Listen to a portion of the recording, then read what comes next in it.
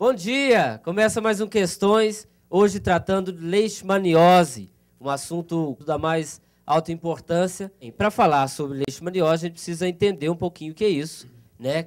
Do que estamos falando. E aí, talvez a Karina possa nos ajudar, né? Posso, sim, com prazer. E muito obrigada pelo convite. Imagina. A leishmaniose, ela é uma doença bem complexa.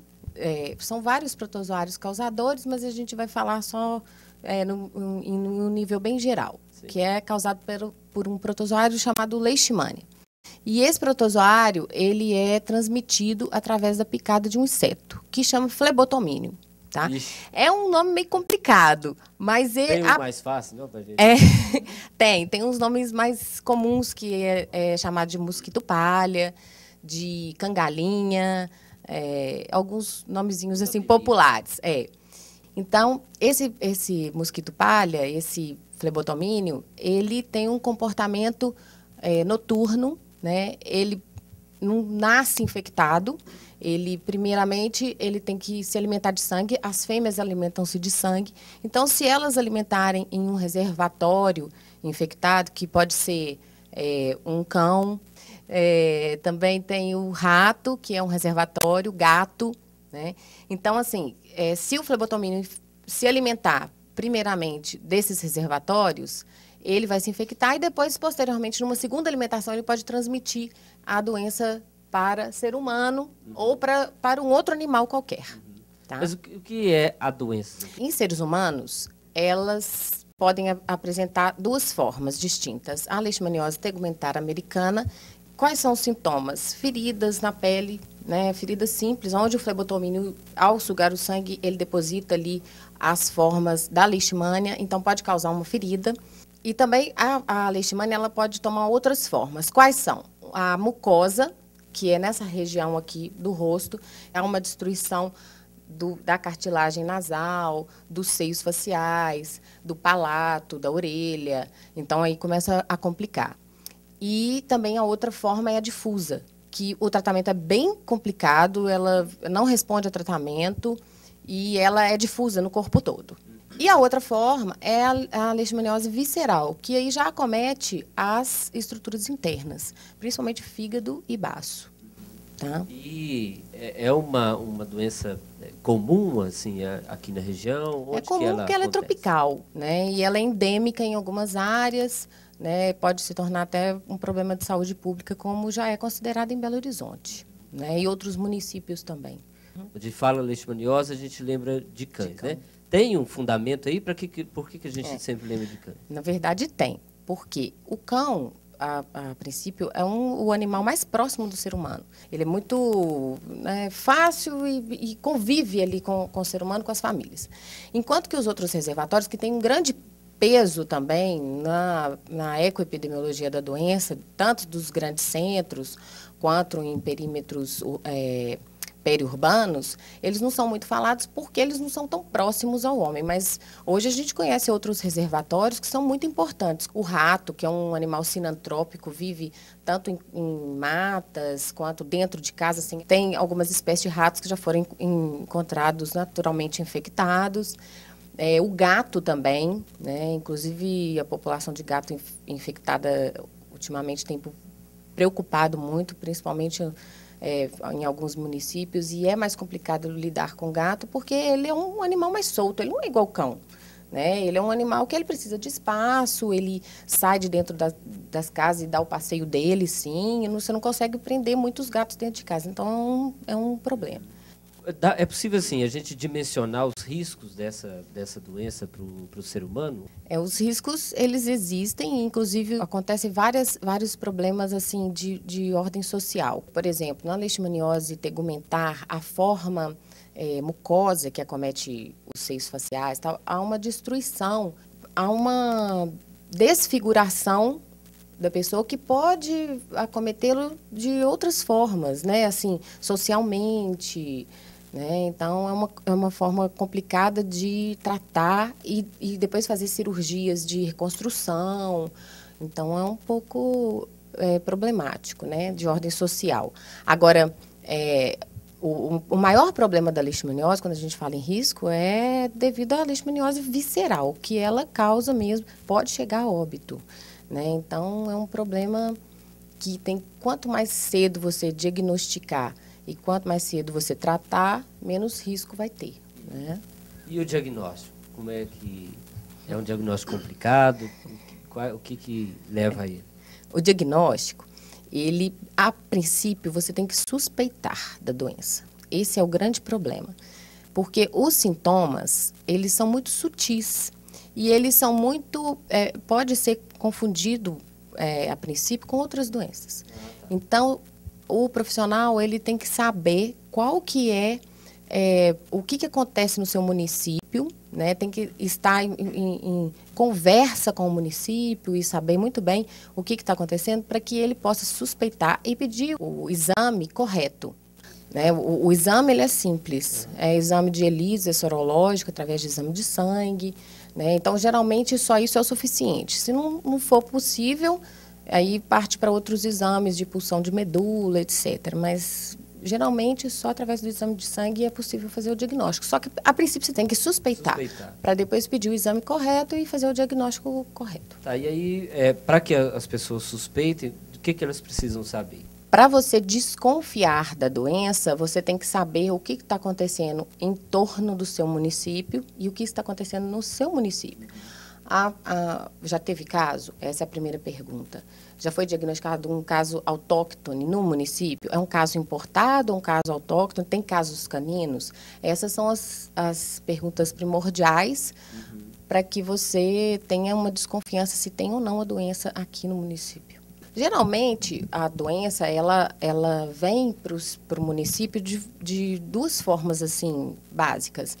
Uma é por causa de devastação em pequenas coleções de matas dentro do município. Se você devasta aquele local, desmata para abrir lote, para alguma coisa nesse sentido, o que acontece?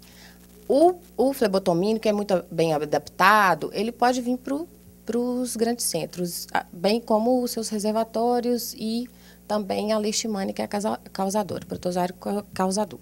E a outra forma é através de casos importados, né? Então, uma pessoa trouxe um cachorro, por exemplo, de uma área que já é endêmica, então trouxe para o município, não fez exame, não tem acompanhamento. Essa é uma segunda forma onde a doença ela pode entrar no seu município. E se estiver com a doença, tem cura? Como é que faz? Para o ser humano, sim, tem cura. Eu falo sempre que o melhor é prevenir, não pegar, né? Porque o tratamento ele é muito agressivo, tanto quanto a doença até, porque acomete principalmente o rim, né? E tem pessoas que não respondem ao tratamento inicial com a droga a primeira opção, que é o glucantime, né? Que é antimônio, um metal pesado, enfim, que tem muitos efeitos colaterais. E não respondendo, aí eles passam para a segunda droga, que é a anfotericina B, que ela também é muito agressiva e geralmente a pessoa tem que tomar hospitalizada. E ainda assim, existe casos na literatura científica que depois de 10 anos de tratamento a doença pode voltar. Então, ainda assim, é bem questionado o tratamento e cura. Uhum. E para os animais? O Ministério da Saúde preconiza o sacrifício mediante ao resultado positivo para a leishmaniose. Até então, não existe um tratamento eficaz para cão, né? E, apesar disso, a gente sabe que tem clínicas que estão tratando os cães, enfim.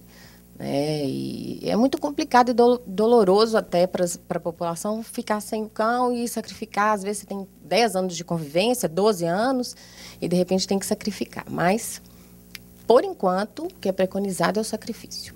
Muito bem. Tem vários projetos, né, que vocês estão trabalhando. A gente vai discuti-los todos daqui a pouquinho. O intervalo é rapidinho. Daqui a pouco a gente está de volta.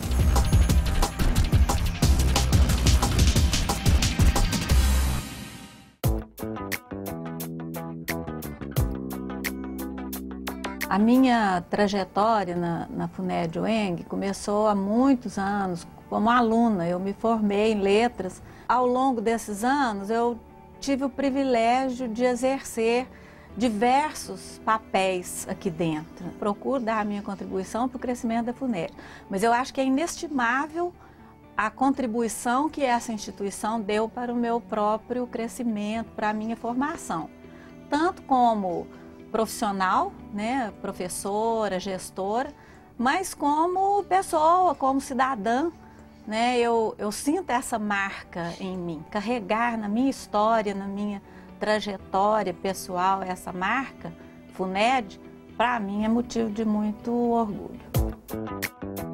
FUNED UENG Educação Superior, 0800 037 1213.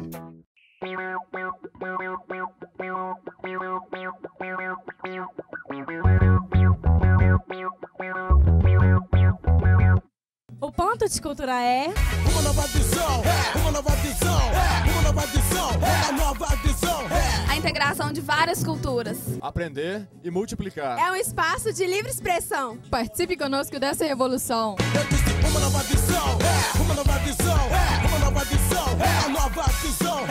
O microfone, meu megafone, passando de mão pra estéreo a sua compreensão.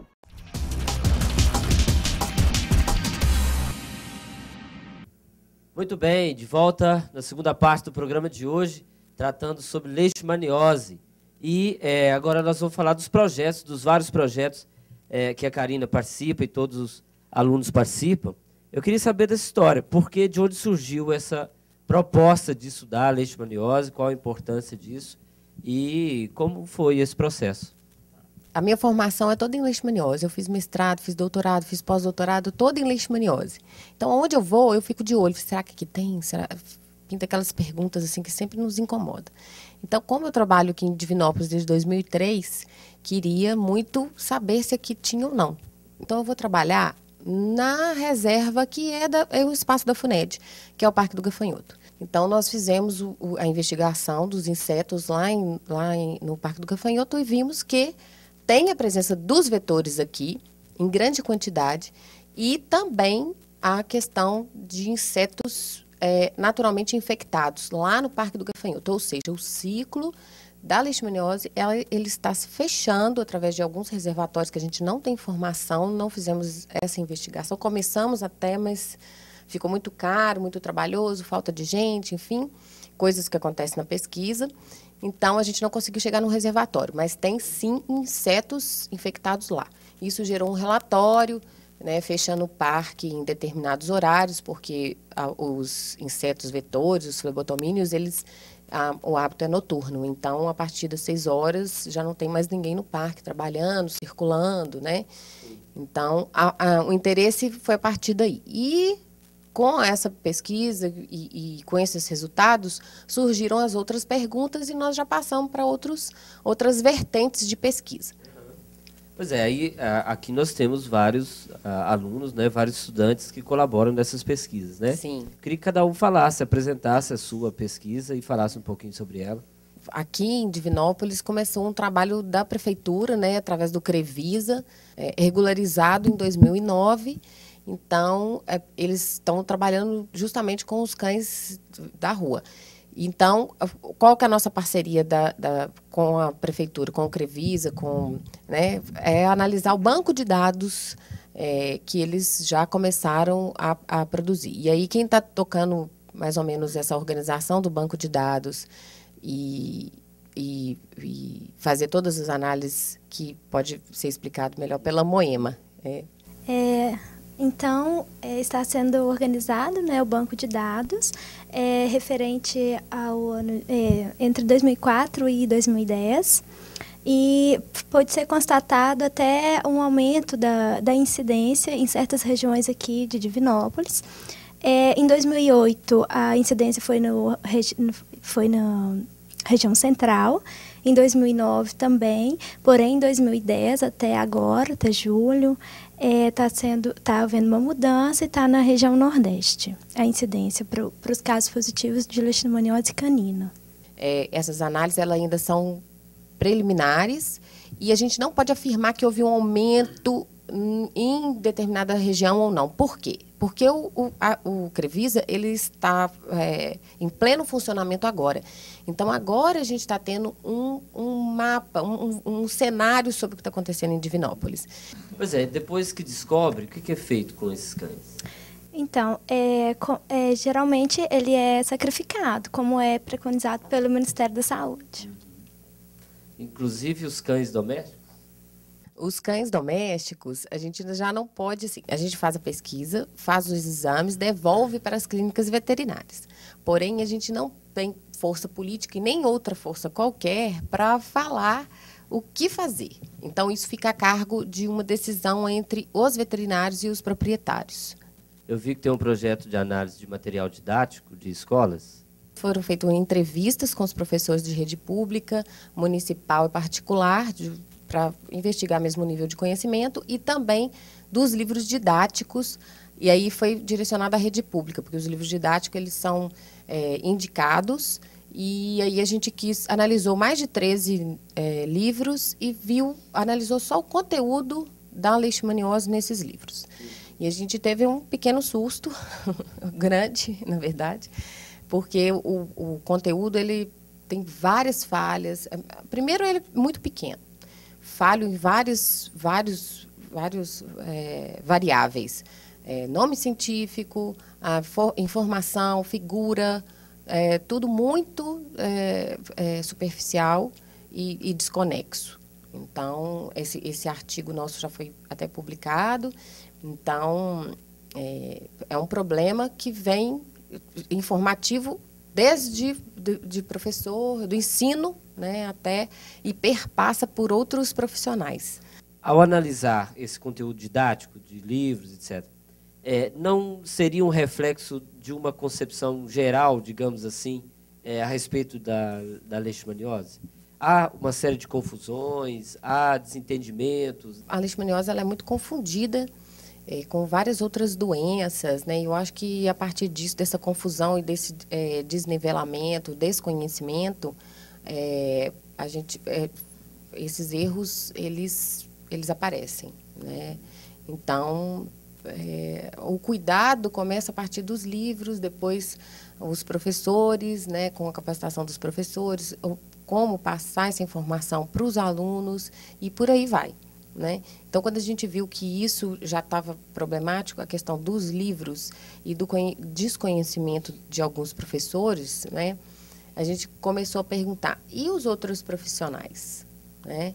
E aí, porque, na verdade, eles são formados, né, por esses professores, por esses livros. Uhum. Então, como que vai? Né? Lógico que depois você entra na faculdade, faz, enfim.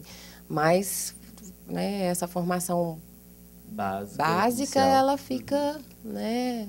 Bom, a gente continua falando desses projetos daqui a pouco e de possíveis desdobramentos. É rapidinho, não demora não. Até já.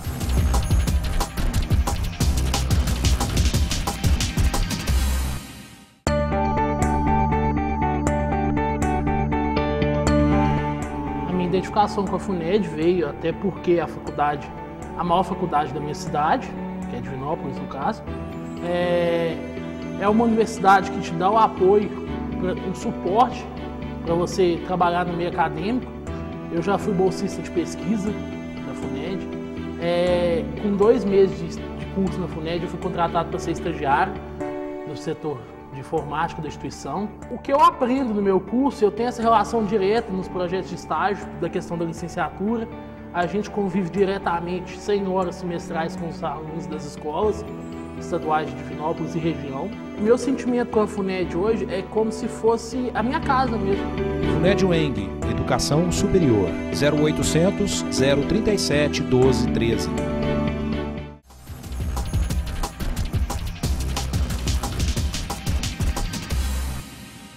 De volta na terceira parte do programa Questões de hoje, tratando sobre a leishmaniose. Estamos com uma turma grande aqui, que está envolvida em diversos projetos sobre esse assunto. E um projeto que ficou para trás, acho que é especial, que analisa, né, o entendimento dos agentes de saúde, né? Quem seriam essas pessoas e como é que foi esse projeto? Sim, esse projeto ele surgiu o ano passado, em parceria com a Secretaria de Saúde aqui de Divinópolis, e eles abriram as portas, assim, na medida do possível, das unidades básicas de saúde, que seriam centros de saúde, PSF, para eu poder entrevistar os profissionais que trabalhavam lá dentro, médico, enfermeiro, dentista, agente de saúde e o agente zoonoses, que é do setor de vigilância em saúde da prefeitura.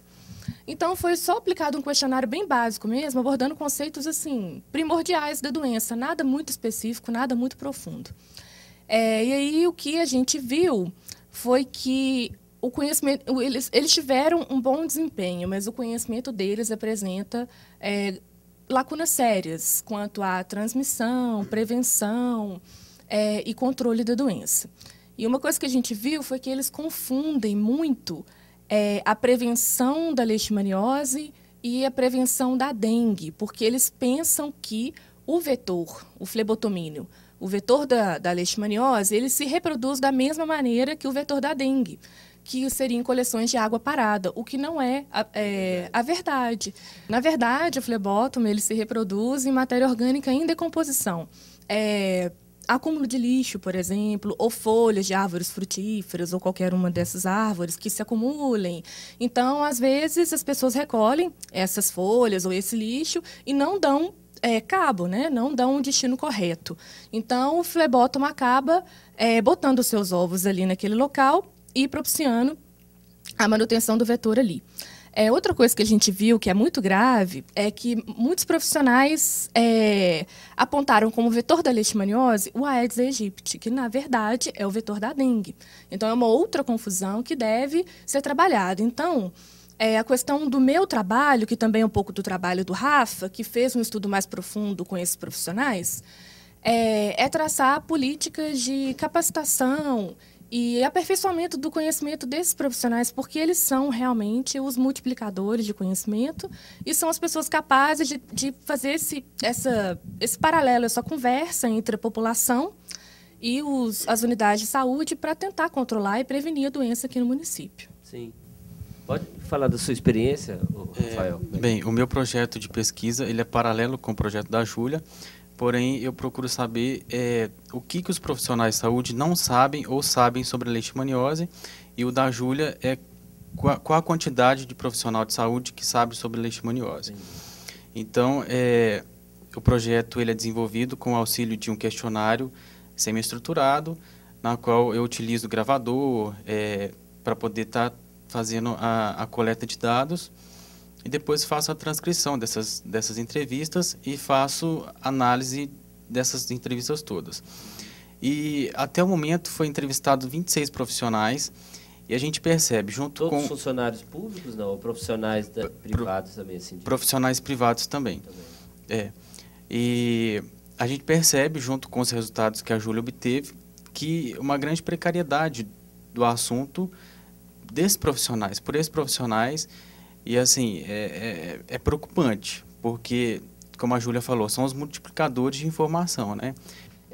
Esse desconhecimento, né, apontado, é um desconhecimento em relação a quê? Assim, exatamente a quê? Na forma de contágio, o que é? Na prevenção? O que eles desconhecem? É o desconhecimento no que se refere ao tratamento, ao diagnóstico e às formas da doença. Esse é um grande desconhecimento nessas três questões, principalmente diagnóstico, né? E aí a proposta de se trabalhar a partir disso, quer dizer, diagnosticou-se que um grupo de pessoas assim não desconhece. Fazer o quê? Certo. Aí a gente vai elaborar um curso de reciclagem, ou seja, uma prática alternativa de educação para esses profissionais. E a gente espera uma colaboração desses profissionais para que a gente possa estar implantando essa reciclagem, esse curso de capacitação no que se refere a tratamento, diagnóstico, prevenção, enfim. A princípio, com esses resultados todos, assim, a gente pensa que o principal é essa questão que o Rafael colocou, que a Júlia também, que é a parte de capacitação e reciclagem. A gente observa uma boa vontade muito grande da Prefeitura de Divinópolis e apoiando sempre todos os projetos. E eu acredito que isso vai ser possível, né, daqui a algum tempo. Eu acredito que 1, 2 anos, 1 ano e meio, mais ou menos, a gente esteja com uma proposta fechada de reciclagem e capacitação. Tanto para o profissional de saúde, profissional da educação e para a população. Porque acreditamos que nenhuma política pública de prevenção e controle ela é eficaz diante do desconhecimento, tanto da população quanto dos profissionais envolvidos. Então, a partir dessa lógica de raciocínio, né, vai ser proposto, a gente tem uma parceria muito boa com a Prefeitura e eu acho que a gente não vai ter problema em dar continuidade. E, além disso, tem vários outros grupos fazendo vários outros tipos de pesquisa e tal, abordagens, que também é importante para agregar informação e tudo, não só com relação ao município de Divinópolis, mas com relação ao Centro-Oeste Mineiro. Né? E tudo que está sendo desenvolvido aqui em Divinópolis, a proposta é fazer o mesmo tipo de diagnóstico e levantamento em outros municípios. Né? Nós não dissemos ainda como se identifica os cães, né? Que é o animal mais próximo, os sintomas dos cães. E talvez como que a gente pode prevenir nesse sentido. Os cães, eles apresentam sintomas muito variados, mas o mais normal é primeiramente ele parar de comer, que todo cão, quando está passando mal, acontece isso. E depois as unhas, há um crescimento das unhas, perda de pelo, aparecimento de pequenas feridas na região do focinho, da orelha, nas pontas das orelhas. E com relação à prevenção no cão, o que a gente pode fazer? Existem algumas medidas paliativas, mas não faz mal nenhum, né, em você adotá-las. Quais são? Uma coleira, né, que ela tem um inseticida, que ela chama Excalibur, então é uma coleira que tem uma certa eficácia, já teve pesquisas em cima, então ela é bom, né, o uso. E também plantar citronela, que é uma planta, né, é igual um matinho que você pode plantar em qualquer lugar, velhinha de citronela, isso também não faz mal.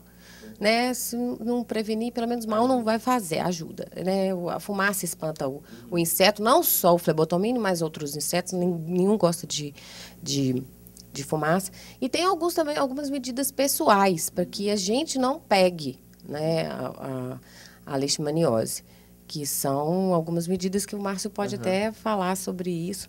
O mais importante é manter as áreas limpas em torno da casa ou dos quintais, para quem tem pomar, quem tem bananeiras, né, deixa aquelas folhas secas e elas vão se decompor no chão. Isso aí é o prato cheio para ele, né?